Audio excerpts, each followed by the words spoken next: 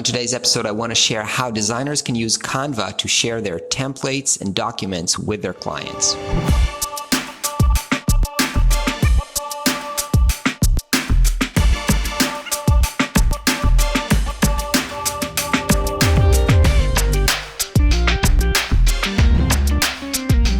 Hey everybody, what's up and welcome to another episode of Weapon of Choice, where I share some of the tools and processes I use as a designer. Today I want to talk about Canva. I know not many designers consider Canva as a tool for designers, and for those of you who have no clue what Canva is basically an online platform that allows, I think it was originally created for marketers or people who are not really designers. They don't know how to use Photoshop or InDesign or stuff like that, so that they can create graphic elements for themselves, stuff like flyers, business cards, or images for social media maybe, or even book covers and stuff like that. So people who maybe don't want to hire like professional designers, they can work off Canva's template, just rearrange them stuff on an online platform and then download it for them.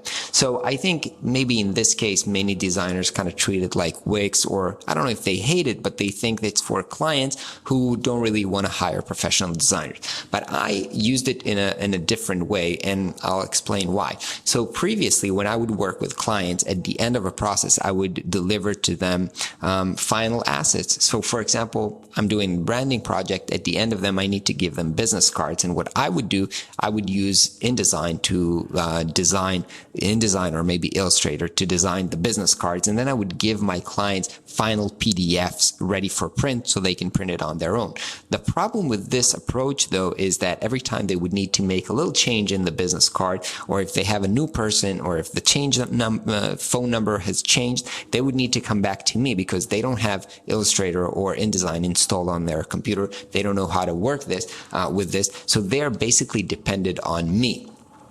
What I've found out that I could do with Canva is that I could literally implement my own design on Canva. So here's an example. This is pretty simple, I would say, business card, but this is a business card that I've just designed for one of my clients recently.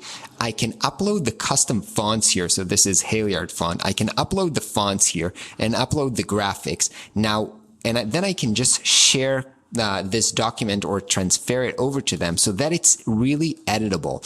So basically they can now edit this file themselves. They can duplicate it or create as many cards that they want, and they can literally download here. I think you can download print version. You see PDF for print, and then they can even add crop marks and bleed. So this is really like print ready business cards, and this is great. They're not dependent on me anymore. They can do this because I don't like to, even if they would pay me hourly rate, whatever, to create more business cards, I don't want to deal with that. I don't want to change phone numbers. That's not where my core value as designer is, obviously. So this saves up a lot of time in allowing me to deliver instead of a static file, giving them a template that they can work with. This is also true for social media posts, for example. So I don't need to just send them JPEGs or PNGs for social media. I can give them a template that they can work with. They can edit themselves. Of course, the downside of this is that you have to explain to them how to work with it so they don't completely ruin the design. But I think this is also very, very powerful with the right guidelines, allowing your clients to manage their own, their own resources instead of just giving them dead-end files. This is why I think Canva can be useful to you, even if you're a designer. I don't think it's only for stupid clients who don't want to pay for designers. So check this out. Let me know if this workflow is useful for you, or let me know in the comments how you are using Canva. I'll see you on the next video.